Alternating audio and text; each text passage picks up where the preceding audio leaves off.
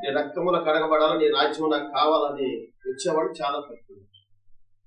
స్వస్థత అనేది దేవుడు మనము చూసినట్టయితే ఆయన మన కొరకు పొందిన దెబ్బల చేతనే మనకి స్వస్థత కలుగుతుందని 53వ అధ్యాయం తెలియవచ్చు.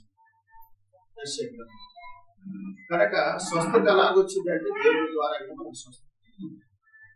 ఇవాళ మనం చూస్తున్నాము అనేక స్థలాలలో మరి బలహీనతలు, బాగా భయంకరమైన వ్యాధులు, రోగాలు ఎక్కువైపోతాయి. భయంకరమైన వ్యాధులు, రోగాలు బాగా వస్తాయి. అయితే ఒక్కోసారి డాక్టర్ కూడా అందుబాటు లేదు పరిస్థితి. డాక్టర్ కూడా అందుబాటు, ఏ ముందు వేయాలో వాళ్ళ కూడా అర్థం కాక చివరాఖరికి ఏమంటున్నారంటే మా దగ్గరికి కలవదు, మీరు సమయం మించిపోయి వచ్చారు, స్టేజీ దాటిపోయింది రోగానికి, కనుక మీరు ఇక్కడ కాదు మరోసారి కలవని చెప్పి అంటున్నారు. కానీ డాక్టర్లు కూడా చేతులెత్తే వచ్చేమో, కానీ నేను ఆరాధిస్తున్న దేవుడు ఎంత మాత్రం కూడా ఆయన మనలను విడిచిపెట్టే దేవుడు కాదు. శీఘ్రముగా స్వస్థత మనకి కలగ చేయవాడు, శీఘ్రముగా స్వస్థత మనకి కలగ చేయవాడు. అయితే ఎందుకు స్వస్థత పొందుకోలేని పరిస్థితి ఒకటి. రెండోది, ఎందుకు బలహీనతను మనకి వస్తున్నాయి అనేది గమనించినట్లయితే ఇర్మియా గ్రంథము 30వ అధ్యాయము 12వ వాక్యం చదువుతుంది. యెహోవా ఇలాగ సెలవిస్తున్నాడు, నీ వ్యాధి ఘోరమైనది, నీ గాయము బాధకరమైనది. ఇక్కడ మనం చూసినట్లయితే నీ వ్యాధి ఘోరమైనది, నీ వ్యాధి ఘోరమైనది. ఘోరమైన వ్యాధి బైబిల్లో ఒక ఆయన ఉన్నాడు కదా, హిజ్కియా. ఆయనకు మరణకరమైన వ్యాధి వచ్చిందని చెప్పి ఒక ఆయన ఏం చెప్పాడు, ఒక సేవకుడికి. మరణకరమైన వ్యాధి అంటే ఒక భయంకరమైన, ఈ దినాల్లో అయితే క్యాన్సర్ పుండు. ఆ దినాలలో ఏమనుకునేవాళ్ళంటే నాశపుండు వీటి మీద వేసింది. కనుక ఇక్కడ మనం గమనించినట్టయితే అది ఏ వైద్యుడి వల్ల కాలేదు, ఏ మెడిసిన్ వల్ల కాలేదు. అయితే మరి ఎవరి ద్వారా జరుగుతూ ఉంది అని చూస్తే, మనము దేవుని యందు నిలకడ కలిగి ఉన్నట్టయితే దేవుడు మన వ్యాధి నుండి తీసేయగలిగిన సమర్థుడు. ఒకవేళ రోగం వచ్చిందంటే ఎలాగొస్తుందంటే, ఇక్కడ మనం గమనించినట్టయితే చూడండి 12వ వాక్యం, యెహోవా ఇలాగ సెలవిస్తున్నాడు, నీ వ్యాధి ఘోరమైనది, నీ గాయములు బాధకరమైనవి, నీ పాపములు విస్తారముగా శత్రువు కొట్టినట్లు నీ గొప్ప దోషమును బట్టి నేను నీకు కఠిన శిక్ష చేసి నిన్ను గాయపరిచి ఉన్నాను. ఎవరు పెడుతున్నారంట చెప్పండి? దేవుడే బలహీనతకు అప్పగిస్తున్నాడు. చూస్తున్నాడు. దేవుడే బలహీనతకు అప్పగిస్తున్నాడు. కనుక మనం దేవుని మాట వినకపోతే భయంకరమైన పరిస్థితులు మనకు ఎదురైంది అని చెప్పి, మరి మన విస్తారమైన పాపముల చేత, మన దోషముల చేత మన మీదకి ఏమొస్తుందంటే భయంకరమైన వ్యాధులు వస్తాయి అని చెప్పి పరిశుద్ధ లేఖనాలు తెలియపరుస్తుంది. కనుకనే ఈరోజు మనం గమనించినట్టయితే మరి డాక్టర్లకి కుదరని రోగాలు, డాక్టర్ల వల్ల కాని జబ్బులు కూడా దేవుడు స్వస్థపరుస్తాడు.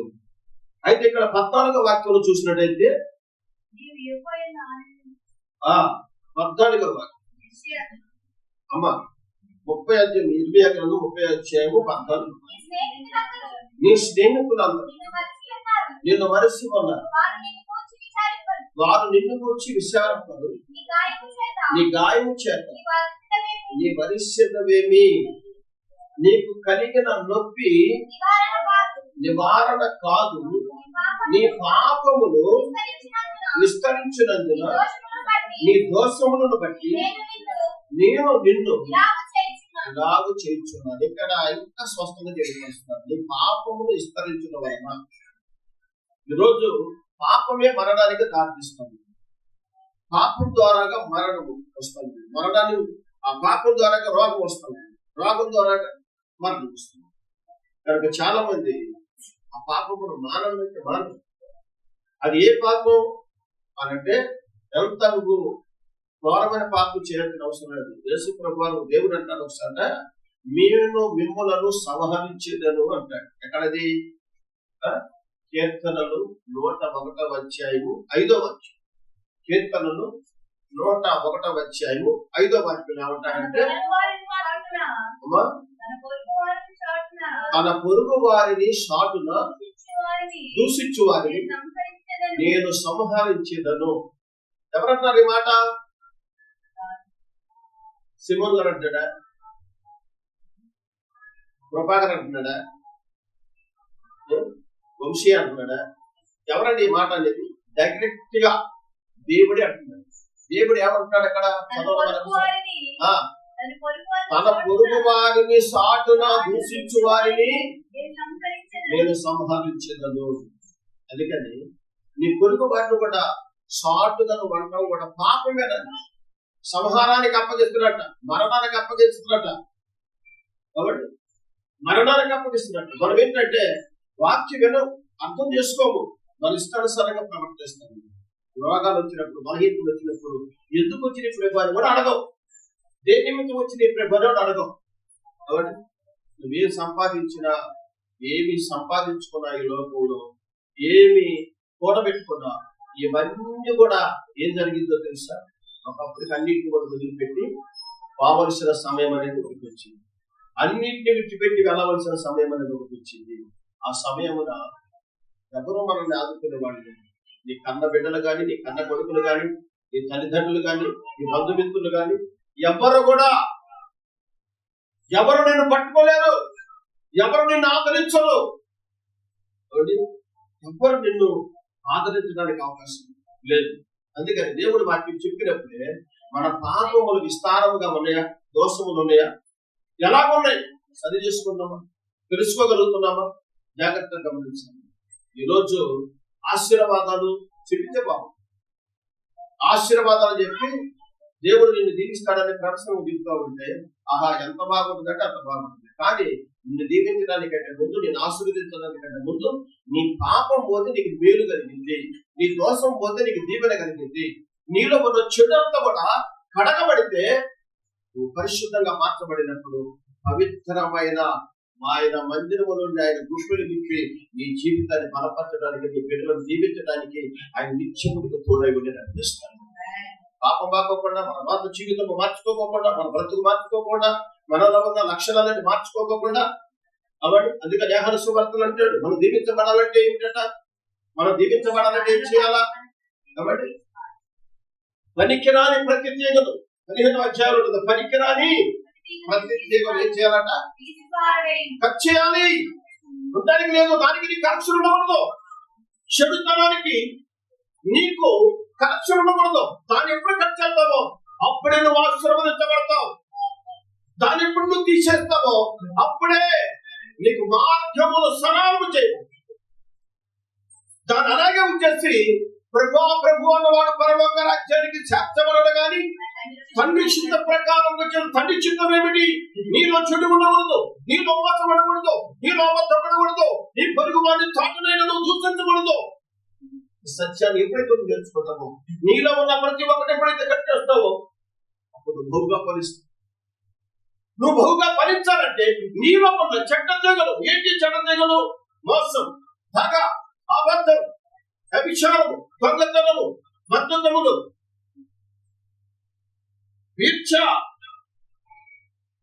ఏదైతే మనము మన మనసులో పెట్టుకునబట్టున్నామో దాన్ని బట్టి నేను ఏర్పాటు ఏం చేస్తుందో తెలుసా? ఒక ఏక ఊరంతా తిరిగి వచ్చేసి ఒక మంచి తేనె గిన్నె దొరికింది అంటారు.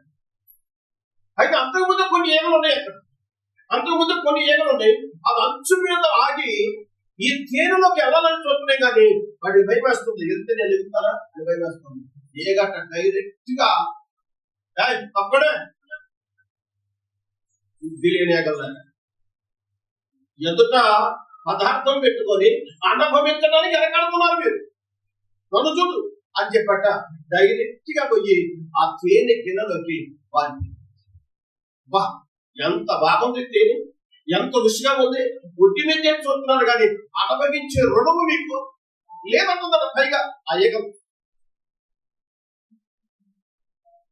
అలా ఎంత రుచిగా ఉంది, ఎంత తీపుగా ఉంది, ఎంత అమృతంగా ఉందని తాగుతూ తాగుతూ తాగుతూ కడుపు నిండా తాగిన తర్వాత ఒకేసారి ఎప్పుడైతే వేసిందో ఆ రెక్కలో తడిచిపోయినట, ఆ కాళ్ళట తీరెలో కూర్చుపోయినట.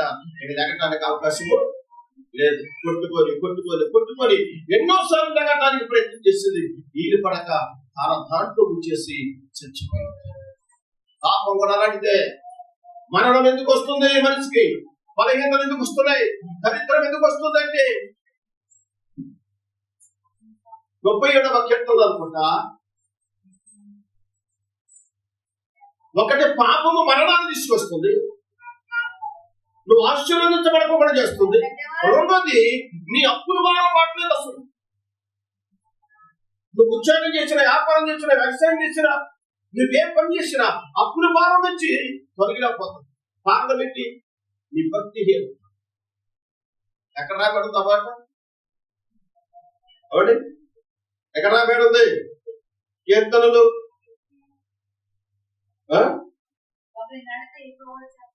అమ్మా, కీర్తన 37వ అధ్యాయము 27 చూడండి ఒకసారి. చూసారా? అప్పులు ఎందుకు జరగట్లేదు? నీ భక్తి హీనత వలన. ఎప్పుడైనా గుర్తు పెట్టుకున్నావా? దేవుని ఎదుట నమ్మకంగా బ్రతుకుతున్నావా? రోగం ఎందుకు వస్తుంది? నీ పాపం ద్వారా, భక్తిహీనత ద్వారా అప్పులు మాట్లేదు. రోగమేమో మన పాపాన్ని ఒప్పుకొని విడిచిపెట్టుకోవడం. శ్రద్ధ ఏవైతే ఉన్నాయో వాటిని విడిచిపెట్టుకోవట్లేదు కనుక మనం ఏం కనుగొంటామంటే రోగం కనుగొంటాం. ఏం కనుగొంటామంటే అప్పులు కనుగొంటాం. దేవుడు నిన్ను ఆశీర్వదించాలనుకుంటున్నాడు. మొదట్లో ఇచ్చాడు. అమ్మకి ఆదాముకి ఏ వాగ్దానం ఇచ్చాడు? మీరు ఫలించండి, అభివృద్ధి పొందండి, విస్తరించండి, భూమిని నిందించండి అని చెప్పి వాగ్దానం ఇచ్చాడు. ఆ వాగ్దానం మన పట్ల నెరవేర్చబడుతుందా? ఆ రోజున వాళ్ళ చెడ్డదాన్ని ప్రేమించి వాళ్ళ వాగ్దానం పోగొట్టుకున్నారు. ఈ రోజు మన బ్రతుకు కూడా అంతే. మనం కూడా అదే చేస్తున్నాం. మనం కూడా చెడ్డదాన్ని ప్రేమిస్తున్నాం. 5-10 నిమిషాలు సంతోషం వరకు, ఆనందం వరకు నోటు దూర కొంతమందికి ఏం మాట్లాడాలి అర్థం కాదు. కల్పన కథల వైపున దురద చెవులు గలవారంట ఏమిటారని చెప్పండి. నువ్వు ఒకవేళ నువ్వు నోటు ఉంటే అర్థమైన మాట మాట్లాడకపోయినా కానీ నీ చెవులు ఉంటే అర్థమైన మాట విన్నా నువ్వు దేవుని ఆరాధిస్తున్నావు కనుక, పరిశుద్ధులైన దేవుని కీర్తిస్తున్నావు కనుక, ఆయన నమ్ముకుని ఉన్నావు కనుక నీవు చెడ్డ మాటలు వినడానికి కూడా అవకాశం లేదు. అందుకంటే దుష్టుడు ఆలోచించుతున్నాడు, ఒక పాపం మార్గం, ఒక అపహాసుకులు కూర్చుండక దేవుని ధర్మశాస్త్రం వాక్యానుసారం నువ్వు బ్రతికించు చాలండి. నీటి కాలంలో నిన్ను నాటేస్తాడు ఆయన. స్తోత్రం చెప్పు. నీటి కాలంలో నాటుతాడు. ఎప్పుడు ఆకు నీరేం చేసింది తెలుసా? నీకు ఆకు పోత ఇగురు నిత్యముగా కాపు కాసే ఒక దేవుడు నీకు అనుగ్రహిస్తాడు. ప్రత్యేకంగా మామిడి చెట్టు వచ్చేది, ప్రత్యేకంగా మామిడి చెట్టు వచ్చేది. అవి 365 రోజులు కాపు కాస్తూనే ఉంటాయి. దాని కాలం ముందు కాలుతుందని ఇది ప్రత్యేకం. మరి ఎలా కనిపెట్టారో మనకు తెలియదు. కాబట్టి దాని రేటు కూడా చాలా రేటే ఉంటుంది. 360 రోజులు కాపు కాస్తూనే ఉంటుందంట. అలా వస్తున్నా దేవుడి స్తోత్రం చెప్పండి. అప్పు ఎందుకు అవుతుంది నీకు? అప్పు ఎందుకు అవుతుంది? కలెక్టర్ రాసిన పత్రిక 3వ అధ్యాయము 9. కాబట్టి విశ్వాస సంబంధులే అబ్రహాముతో కూడా ఆశీర్వదించబడుదురు.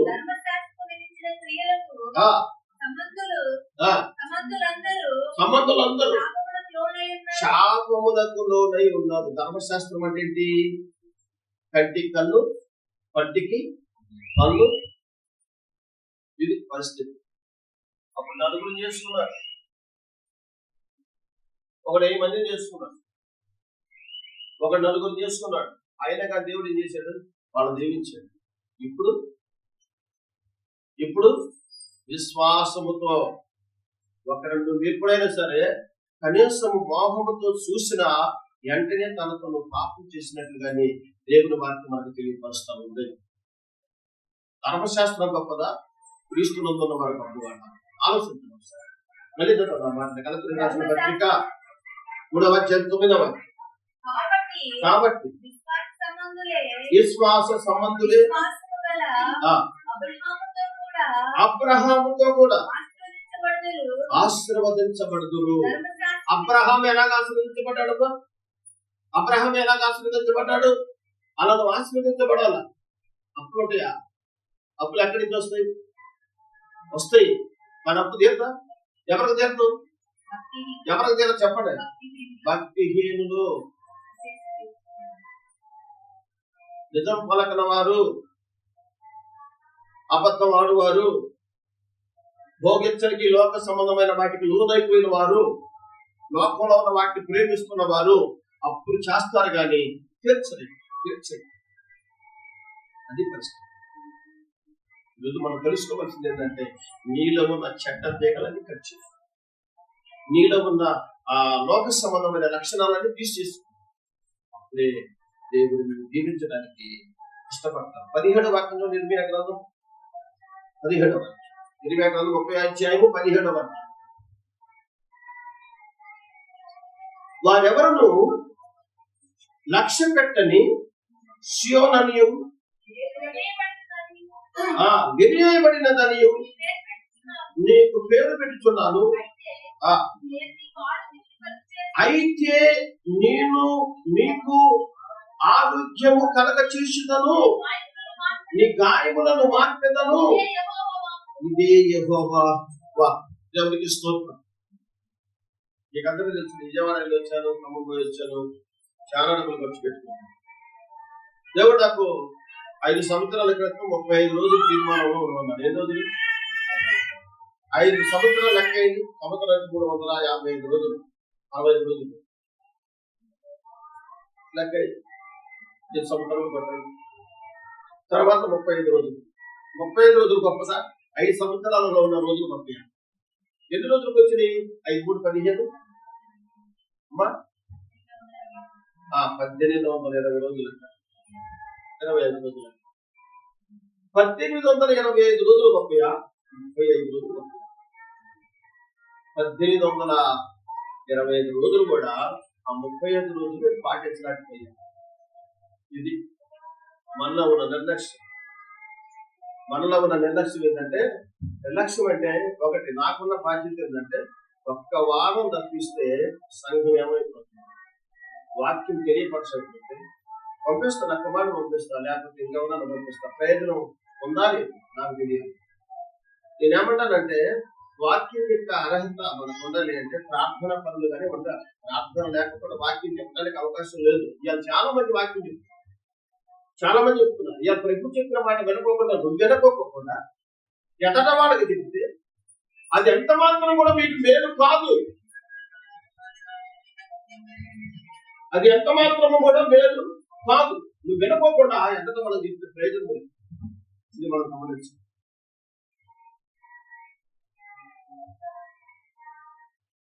ముందు నువ్వు వినాలా, విన్న తర్వాత ఎదట వాళ్ళకి చెప్పాలి.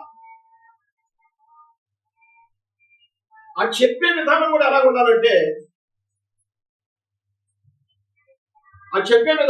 ఉండాలంటే, ఇవన్నీ మారుకొని చెప్పగలిగితే ఎంత మాట వెళ్ళగలుగుతుంది. లేకపోతే నువ్వేదైతే చేస్తున్నావో నీ పిల్లలు కూడా అదే చేస్తారు. తల్లి చేలో ఉంది, బిడ్డ గట్టి మీద ఉంటుందా? ఉండదు. మనం ఏదైతే చేస్తామో మన పిల్లలు కూడా అదే చేస్తారు. అందుకనే నేను కల్లూరు పోయి ఉన్నాను అంటే కారణం ఏంటంటే, ఇక రాయబడిన మాటలు మనం చూసినట్లయితే, అయితే నేను నీకు ఆరోగ్యమును కలగచేసేదను, నీ గాయములను మాన్పుదును. ఇదే యెహోవా. నేను నిజం ప్రభు ఎంతసేపు బలహీనతలు వస్తున్నాయి, సేవకులకు వస్తే కరెక్టే. ఎందుకంటే ఎప్పుడు పరిపూర్ణ ఆరోగ్యం దేవుడు ఇచ్చాడు అనుకోండి, ఆరోగ్యం ఇస్తే సేవకులు సరిగ్గా వాక్యం చెప్పాలని అవకాశం.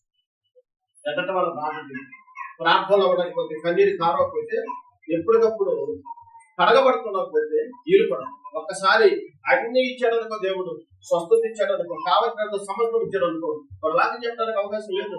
చెప్పినా కానీ ఎవరు నమ్మడం, ఎవరు వినరు. అందుకని సేవకుడికి ఎప్పుడు బలహీన, పిలువబడిన సేవకుడికి ఎప్పుడు బలహీన వస్తుంది. అయితే నా పరిస్థితి ఏంటంటే, ఒక బలహీన పెట్టారు, 2 పెట్టారు, 3 పెట్టారు, ఎన్ని పెడతాను ఆయన అని చెప్పని అడిగితే, నీకు నేనేం చెప్పా 35 రోజులు ఉండమన్నాగా అది గుర్తు చేశాడు. పోయిన వారం కూడా బయటికి రాకుండా బలరామైన బయటకు వద్దాను అని చెప్పిన ఉద్దేశంతో ప్రార్థన. అయితే నా బాధ ఏంటంటే, గత 3 నెలలు కాడిచ్చి మా కోడలు కూడా తెలుసు. కోడలు అంటే బిడ్డకు సమానం, బిడ్డలాంటి కోడలు కూడా చూసుకోవాలి. అయితే నాకు ఏ సమస్య ఉన్నా వాళ్ళతో చెప్తలేను. నా పెద్ద కోడలు చెప్తున్నా, చిన్న కోడలు కూడా చెప్తాను. నాకు ఇద్దరు సమానం. నా భార్య కంటే ఇదే ఎక్కువగా నా అంటర్వేలు ఉప్పుకేటట్టు నేను సిగ్గించి చెప్తాను. తప్పేం లేదు, మీరందరూ నా బిడ్డ లాంటి వాళ్ళు కానీ చెప్తున్నాను. ఆ వెంటవేంటి ఇచ్చేటప్పుడు, ఆ ఉతుకుతున్నప్పుడు వాళ్ళు గమనించి అడిగేవాళ్ళు, ఏంటి అయ్యగారు ఏంటి లేదంటే, అసలు నేను ఏంటంటే వైట్ అవుతుంది, చాలా బాధపడుతున్నా, అంటే కలిసిపోతా ఉంది, చాలా ఇబ్బంది అవుతుంది అనిపిస్తుంది. అట్లా కాకూడదట. వస్తే అలా అయితే క్యాన్సర్ వచ్చే అవకాశం ఉంది. అసలు ఈ బలహీనతలుగా తట్టుకునే అర్థం కాదు. వీళ్ళకొకటి ఏ కాకుండా మరి ఇదేంటి ఇప్పుడు అని చెప్పి, ఎందుకంటే మీ ఎదుట నేను నిజంగా చెప్తున్నాను. ఎన్నో రకాలుగా మందులు కూడా ప్రయత్నం చేశాను. ఇంట్లో తిరిగికుండా కూడా మందులు తెచ్చుకున్నాను, వాడే రైతులు. ఇదేదో క్యాన్సర్ కి సంబంధించింది అయి ఉంటుంది, వార్తలు ఏదైనా క్యాన్సర్ తయారవుతుందేమో అనే ఉద్దేశంతో ఒకసారి క్యాన్సర్ టెస్ట్ కూడా చేయించుకున్నామని అనుకున్నాను. అనుకునే ముందు దేవుడు నాకు చూపించిన తర్వాత మన మందిరంలో ఉండి 4 రోజులు నన్ను గల్పి చేసేసింది. కడుపు రావటం, గ్యాస్ట్రంలో పట్టడం, భయంకరమైన బలహీనతలు. ఎందుకంటే నేను ఎప్పుడైతే పోయి దేవుని మాట విని ప్రార్థన ఉండడానికి ప్రయత్నం చేశానో, నన్ను తట్టుకొని నేను ఒకవైపున గుండె నొప్పి, ఒకవైపున ఈ బాధ, ఒకవైపున గ్యాస్ట్రం తట్టుకోలేని పరిస్థితి. 4 రోజులు ఓటు పెట్టి బయటికి రాకపోతాను. ఎందుకంటే నేను వచ్చే ఆదివారం దాకా ఉంటాను అనుకున్నానుగా. ఇప్పుడు అపవాది ప్రయత్నం ఏంటంటే, ఈ మధ్యలోనే బయటికి తీసుకురావాలి. ఏదో ఒక నేను ఒకటి అనుకున్నాను, సచ్చినా నేనైతే మల్లరాధన ఫస్ట్ ఆదివారం దాకా నేను బయటకు వెళ్ళను. శుక్రవారం వెళ్ళను, శనివారం కూడా వెళ్ళను. మేలుకి వైపు నా కనులెత్తి చూడను అనుకున్నాను. అలాగా పొరపాటును కూడా కనులెత్తి చూడకుండా మానేశాను. 4 రోజుల తర్వాత దేవుడు ఒక దర్శనం ఇచ్చాడు. 4 రోజుల తర్వాత ఒక దేవుడు ఒక మాట బయలుపరిచాడు. వెంటనే పోయి మరణ క్రయదాన కాను కట్టుకున్న తెల్లారి కాడి నుంచి, ఆ నైట్ నుంచి ఆ వైపు ఆగిపోయింది. దేవునికి మహిమ కలుగునుగాక. దేవునికి స్తోత్రం. ఎంత దేవుని మహాత్ముడు, ఎంత ఆరోగ్యం ఇచ్చాడు, ఎంత ఆరోగ్యం ఇచ్చాడు. అసలు ఆ విషయంలో దేవుడు నా పట్ల గొప్ప కార్యం చేశాడు. క్యాన్సర్ హాస్పిటల్కి వెళ్ళాలి, అక్కడ టెస్ట్ చేస్తాను, ఏంటి పరిస్థితి అని చెప్పి భయం, ఆందోళన ఇవన్నీ చేస్తాయా. నేను కలుగుతున్న నా భయములన్నిటినీ దేవుని యొద్ద నేను విచారణ చెయ్యగా, దావీదు అంటాడు కదా 4వ వాక్యం 34:4. నేను యెహోవా యొద్ద విచారణ చేయగా నాకు కలిగిన భయములన్నిటిలో నుండి ఆయన నన్ను తప్పించెను. నేను భయం కలిగి ఉన్నాను. ఆ భయం చేత నేను ఏం చేశానంటే, దేవుని యొద్ద విచారణ చేశాను. ఏంటి ప్రభు ఈ పరిస్థితి విచారణ చేస్తే దేవుడు ఏం చేశాడంటే, నాకు కలిగిన భయములన్నిటిని కూడా దేవుడు విడిపించి మీ ఎదుట సాక్షి చేసుకుని పంపించాడు. దేవునికి మహిమ కలుగునుగాక. దేవునికి స్తోత్రం. ఇక పరిస్థితి ఆ గుండె అసలు ఇది చెప్పిన సంగతి 24 గంటలు నేను దీని కొరకే బాధపడుతున్నాను. ఇది ఎప్పుడు పోయిందో, ఎందుకు పోయిందో, ఎలా పోయిందో తెలియదు. ఇప్పటి వరకు దాదాపుగా ఒక 7 రోజులు అవుతుంది. 7 రోజుల కాడించి ఆ నొప్పి తరచుగా ప్రతిరోజు వచ్చేది. ఆ 7 రోజుల కాడించి ఆ నొప్పి ఎడిపోయిందో కూడా తెలియదు. దేవునికి మహిమ కలుగునుగాక. దేవునికి స్తోత్రం. ఎప్పుడు మనకు శీఘ్రంగా ఆయన సంపూర్ణిస్తాడు అంటే, ఇక్కడ రాయబడిన మాటను ఇర్మియా గ్రంథం 30:15 వారు ఎవరును లక్ష్య పెట్టని సియోననియు అయితే అయితే నేను నీకు ఆరోగ్యము కలగ చేసేదను, నీ గాయములను మాన్పెదను. ఇదే యెహోవా. ఎవరు మన గాయములు మాన్పాలా? ఎవరు మన బాధలు తెలిసి విడిపించాలా? ఎవరు మన రోగముల నుంచి విడిపించాలంటే డాక్టర్లు కాదండి. డాక్టర్లు తాత్కాలిక ఈ మందులు ఇది రాకపోతే మనం ఇంకోసారి మందులు రాసేస్తారు, ఇది కూడా కాకపోతే ఇంకోసారి మందులు రాసేస్తారు, అది కూడా కాకపోతే ఇంకోసారి చెప్తారు. ఏం మిగిలిన విచారణ చేస్తే శీఘ్రముగా స్వస్థత నా ప్రభు నీకిస్తాడు. దేవునికి స్తోత్రం. బలమైన మరి పరిశ్రమ కూడా ఏంటంటే, నా చేతిలో ఒక రాజు దండనము లాంటిది ఉంటుంది. ఆ రాజు దండనము దానికి చివర ఏదొక మేకులాగా ఉంటుంది. దాన్ని ఎటువైపు చూస్తే అటు స్వస్థత కలుగుతుందని దేవుడు తేటగా దర్శనం ద్వారా పెట్టింది. అంటే ఈ 12 రోజుల 14 రోజులు ఇంత తీర్మానం వేసుకోవడం ద్వారాగా దేవుడు నన్ను ఆరోగ్యపరచడమే కాదు, ఒక వాగ్దానం చేత నింపి పంపించాడు. దేవునికి మహిమ కలుగుతుంది. అందుకని ఇప్పుడు చెప్పండి, మనము మన దోషములను మన పాపములను ఏం చేయాలంట? ఒప్పుకొని విడిచిపెట్టుకోవాలి. మనలో ఉన్న లోపాలు ఏమన్నా ఏం చేయాలంట? వాటికి మన సంబంధం లేదు, వాటిని కట్ చేయాలి పూర్తిగా. ఏమాత్రం నింపుకోవడానికి వీలు లేదు, ఏమాత్రం నింపు ఉండకూడదు. ఉంటే అది మన ఏదో రూపంగా ఎదిగి వచ్చేసింది, ఏదో రూపంలో వచ్చేసింది. కనుక ఎన్నడూ కూడా పాపం అనేది మన దగ్గర రాలేదు. మీరు చెప్పిన పాపం అంటే విచారం కాదు, విచారం పాపమే, దొంగతనం పాపమే, ఇంకా చూసినట్టయితే నరహత్య పాపమే. కానీ అన్నిటికంటే ఘోరమైన పాపం ఎందుకో దేవుడు సంహరిస్తున్నాడు చెప్పండి. మనలో ఉండి సరిచేసుకోకుండా నీ పొరుగు వారిని తాటిలో దూషించి వారిని సంహరిస్తానని 101వ కీర్తన 5వ వాక్యం. కనుక ప్రేమ దేవుడి పిల్లగా మన పాపములుగా ఏంటంటే మన నోటి మాట తెచ్చుకోదు. మన నోటి మాట ద్వారా తెచ్చుకుంటున్న ప్రతి మాట కూడా వ్యర్థమైన రీతిగా ఉందా, దేవుడికి ఇష్టంగా ఉందా, సరి చేసుకోకుండా వ్యర్థమైన మాటలు మాట్లాడితే దాని ద్వారా కనుక పాపం వచ్చింది. పాపం ద్వారా ఏమొచ్చింది? రోగం వచ్చింది. రోగం ద్వారా ఏమొచ్చింది? మరణం వచ్చింది. అందుకని నేను సంహరిస్తాను. ఏంటంట? సంహరిస్తాను అని అంటున్నాను. సంహరిస్తాను. కనుక ఇక్కడ మనం నేర్చుకోవాల్సిన మాట ఏంటంటే, చూడండి, యెషయా గ్రంథం 51వ అధ్యాయము, యెషయా గ్రంథం 51వ అధ్యాయం 14వ వాక్యం చదువు. చూడండి, యెషయా గ్రంథం 51వ అధ్యాయము 14వ వాక్యం.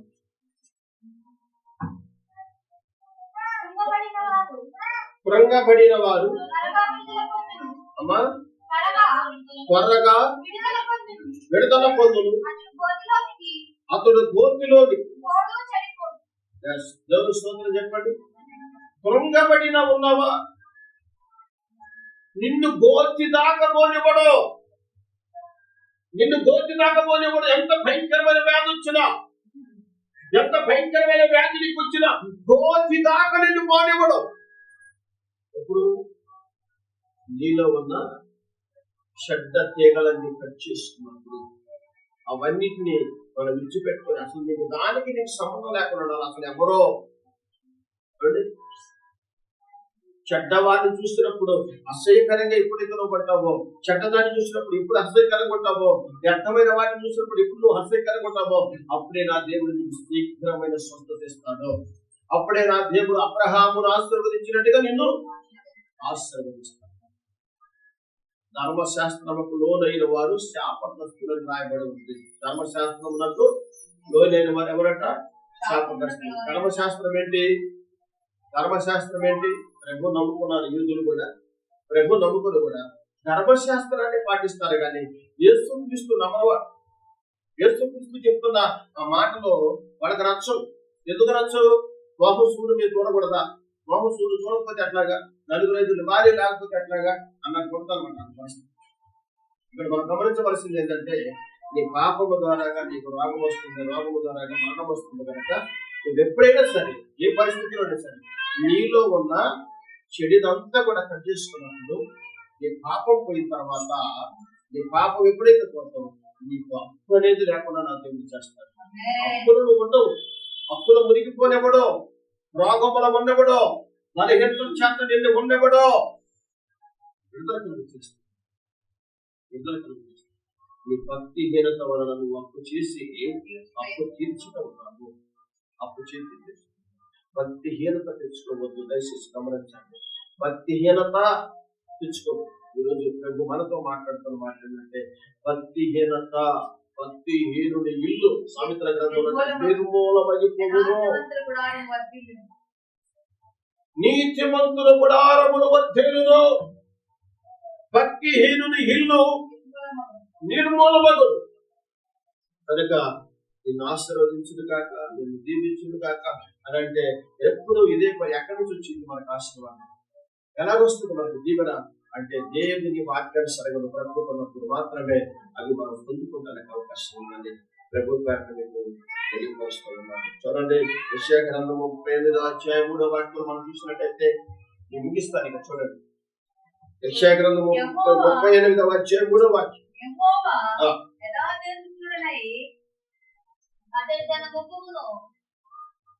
తన ముఖమును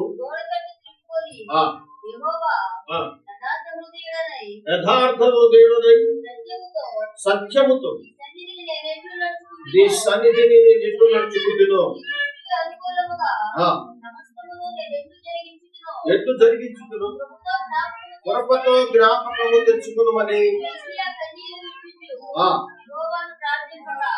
ఏమొక్కున్నాడు అక్కడ?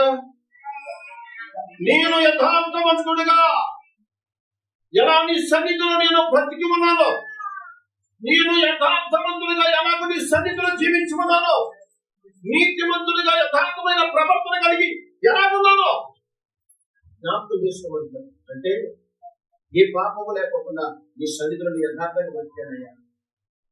ఒకవేళ ఇప్పుడు ఏదైనా దోషం అంటే దాని నుంచి విడిపించు. నేనైతే ఒకప్పుడైతే యథార్థంగా బ్రతికాను. నేనంటాను, నువ్వు యథార్థంగా బ్రతికని నీ బ్రతుకు నీ పిల్ల తరముల వరకు నీ పిల్లలు ఎక్కడ భిక్షం ఎత్తకోకుండా దేవుని రాజ్యములో యాజకులైన సమూహముతో గడిపే గొప్ప నా దేవునికి ఇస్తాను. దేవునికి స్తోత్రం. కనుక ప్రియ దేవుని కదా ఇసుక ప్రార్థన చేసినప్పుడు ప్రార్థన కంటే ముందు ఇప్పుడు మనం చేసే ప్రార్థన ఏంటంటే కుమారుడు దిగించు, నా బిడ్డను దిగించు, ఉద్యోగాలు రండి, కావలసిన ఏంటి బంగారం ఉంది. ఇవాళ బంగారం రేట్ ఎంత? ఇవాళ బంగారం రేట్ ఎంత మీకు తెలీదా? 1,40,000, 1,85,000 ఇప్పుడు తగ్గిద్దా?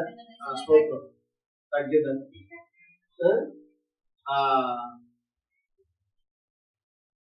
దేవుని వాక్యము ఒక మాట తెలియపరుస్తాం ఏంటంటే వెండి బంగారములు చిమ్మెట పట్టి పొంగులు. భక్తుడు ఒక ఆయన పాట పాడుతారు ఏమంటే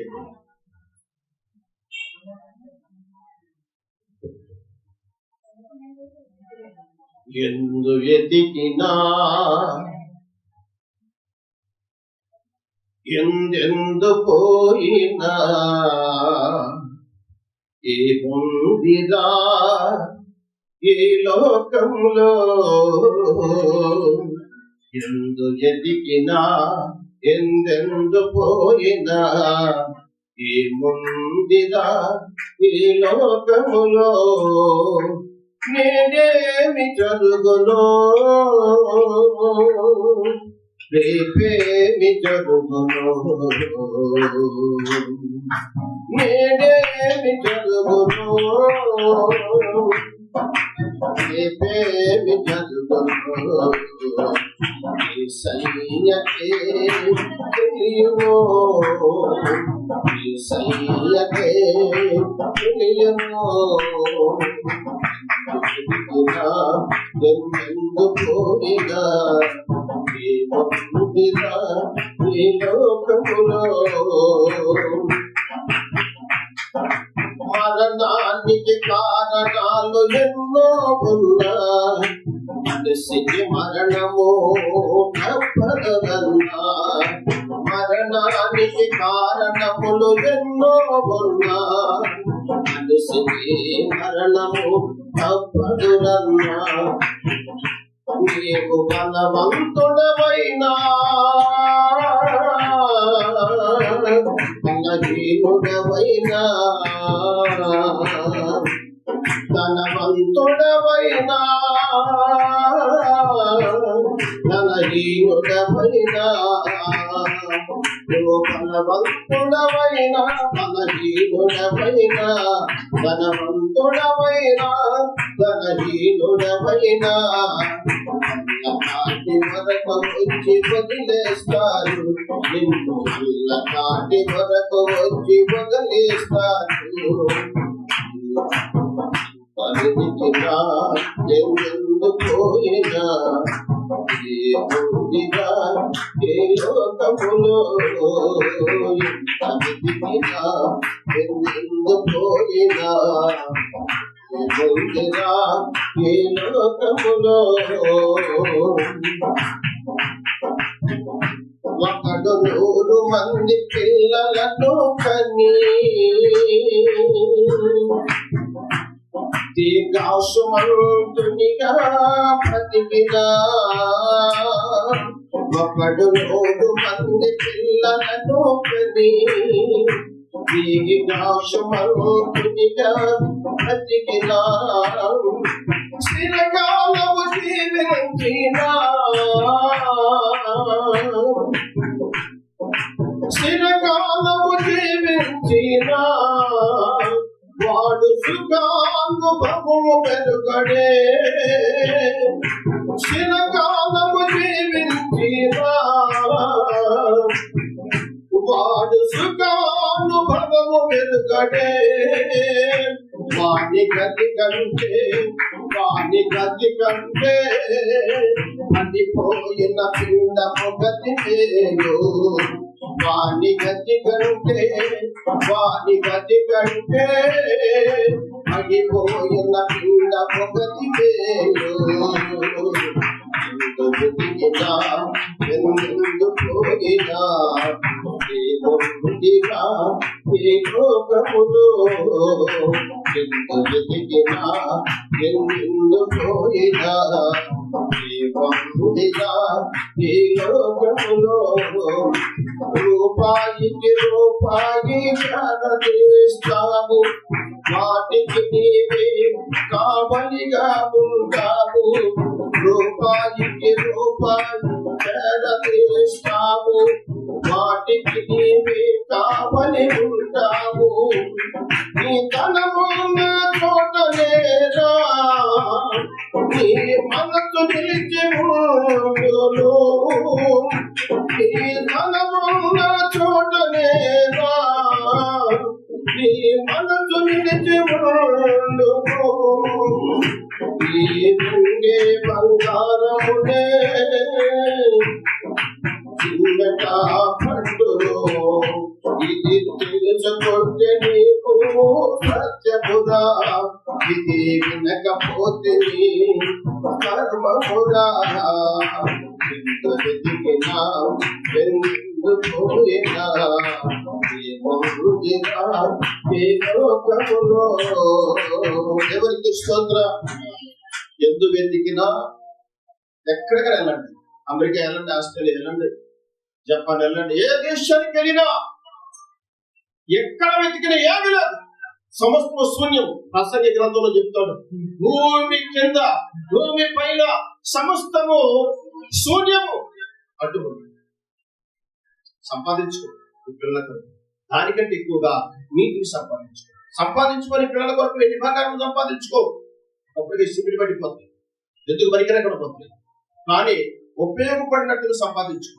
ఉపయోగపడాలంటే క్రీస్తునందులో పడ్డాలి స్తోత్రం చెప్పండి అవన్నీ ఉపయోగపడాలంటే క్రీస్తునందు ఉండాలి అల్లం దాకా వస్తారు ఎక్కడ దాకా నీ బంధుమిత్రులు ఎక్కడ దాకా వస్తారు సమాధిని చేయడానికి కళ్ళ దాకా వస్తారు తిరిగి కనపడతాం నీతో నారెవరు ఎవరి కొరకు ప్రయాసపడుతున్నాము ఎవరి కొరకు ధనం కూడా పెట్టుకున్నాము ఎవరి కొరకు ఏం చేస్తున్నామో వాళ్ళందరూ కూడా కళ్ళ దాకా వస్తారని వెళ్ళిపోతున్నారు ఒకడు 100 మంది పిల్లలు కానీ బైబిల్ ఎంతమంది పిల్లలు అంట ఎవరు వాళ్ళు ఎడ్యుకేట్ ఎంతమంది పిల్లలు తన వారసత్వం ఎంతమంది తెలుసా 70 మంది ఎవరికి స్తోత్రం 70 మంది పిల్లలు తలలో తెగ నరకమైపడాలి. కారణం ఏంటి తెలుసా? ఒక చిన్న పొరపాటు.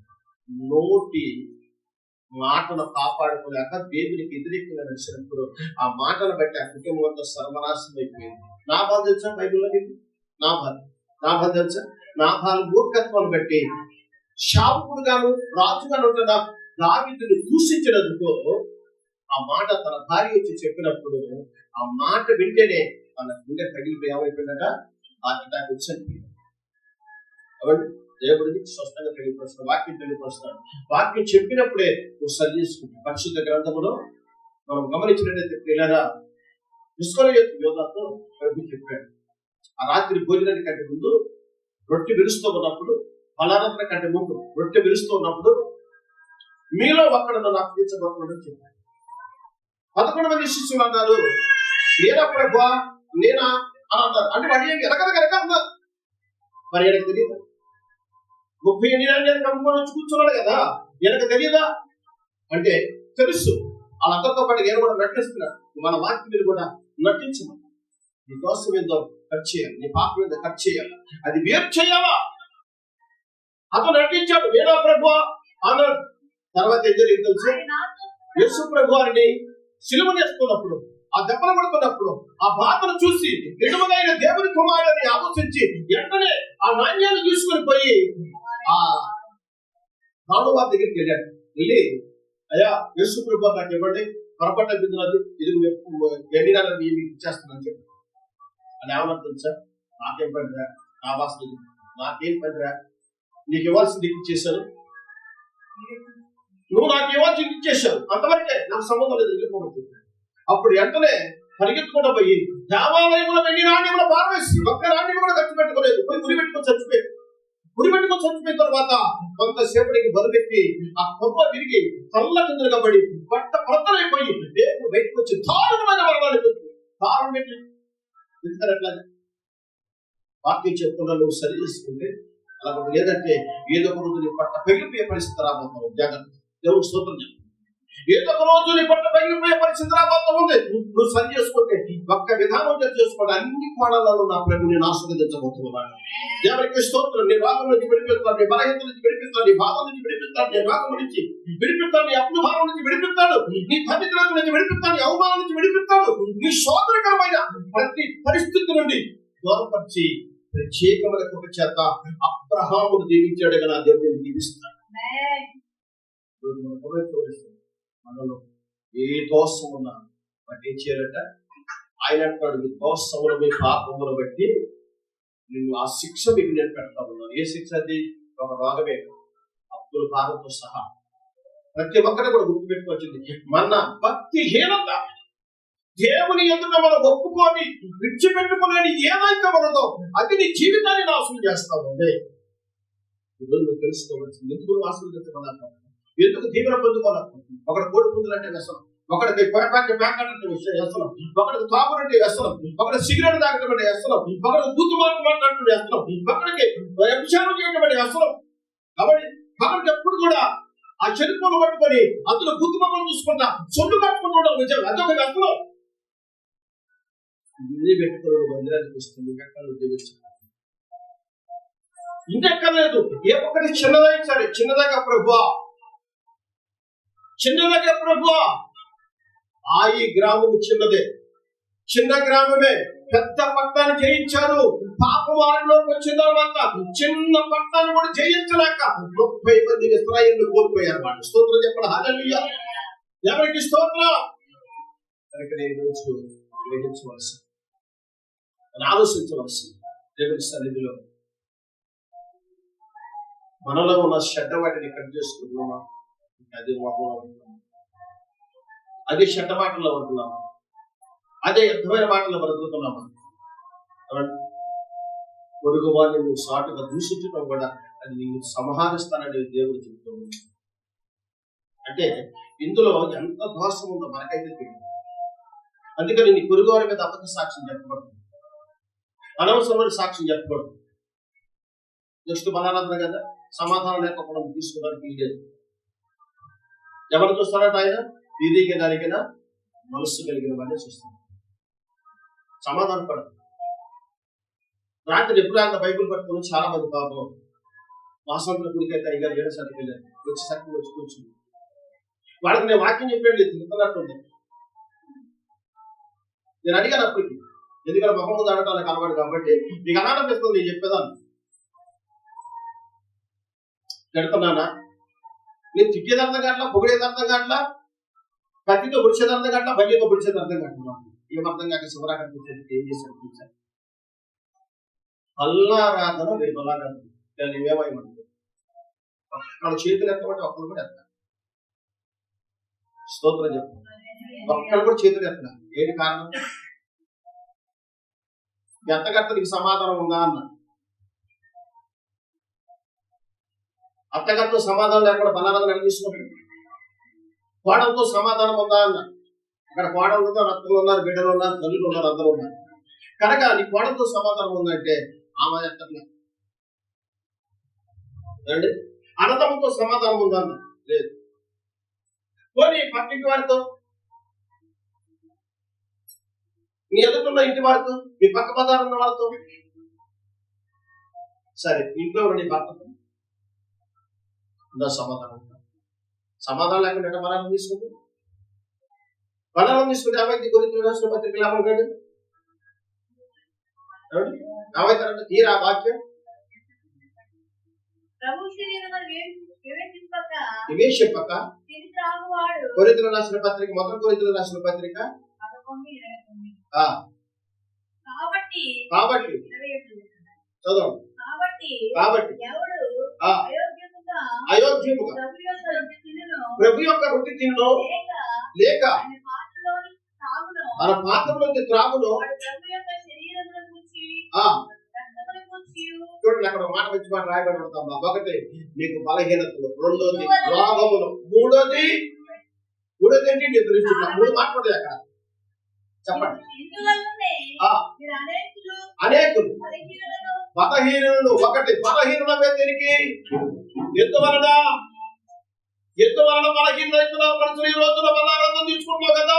పరిశుద్ధ రక్తము క్రీస్తుని కొరకు కట్టిన ఆ పరిశుద్ధ రక్తాన్ని ప్రతి నెలలో తీసుకుంటూ కూడా బలహీనతలో పడిపోతున్న కారణం సమాధానం లేదంటే. 51 వాక్యంలో ఒక రాయబడిన మాట బలు ఆయన వాళ్ళు ఆయన బలుతో అవసరం లేదు, ఒకేలా అవసరం లేదు, నీ బలుతో రక్తము దానికి అవసరం లేదు. విరికి నలిగిన మనసే దేవునికి ఇష్టమైన బలు. విరికి నలిగిన మనసు, ఎప్పుడు నీ మనసు విరిగిందో, ఎప్పుడు నువ్వు నలిగిపోతావో, ఎప్పుడైతే నీ పశ్చాత్తాపంలో నడిపించబడతావో అప్పుడే నీ సమాధానం పడతావు. నీ గొడవతో సమాధానం పడతావు, నీ అత్తతో సమాధానం పడతావు, నీ తల్లితో సమాధానం పడతావు, నీ విరిగి పొరిగి వారితో సమాధానం పడతావు, నీ తోటి కోడతో సమాధానం పడతావు. ఏ సమాధానం లేకుండా తీసుకుంటే ఏమొచ్చిందంట? మొదటగా బలహీనత, రెండోదిగా ఏమొస్తాయట? రోగాలు, మూడోదిగా ఏమొస్తాయట? నిద్రించడం అంటే రాత్రి నిద్రపడితో బుద్ధి లేచినట్టు కాదండి. ఇక శాశ్వత నిద్ర లేసే పని లేదే లేదు. శాశ్వతమైన నిద్ర ఇక లేదు. అందుకని అందరితో సమాధానకరమని మనం చేయాలంట. ఏముందో చెప్పండి. ఇలాగ ఒక పాట పాడింది కదా, 100 మంది పిల్లలను కని దీర్ఘాసుమంతునిగా బ్రతికి చిరకాలము జీవించిన అంటే వాడు సుఖానుభవము వెనుగడే, వాని గతి కంటే పడిపోయిన పిండము గతి మేలు. మనవడు ఎంత బాగుంది నేర్చుకొని కూర్చున్నాడు. టక అనుకుని ఇచ్చాడు.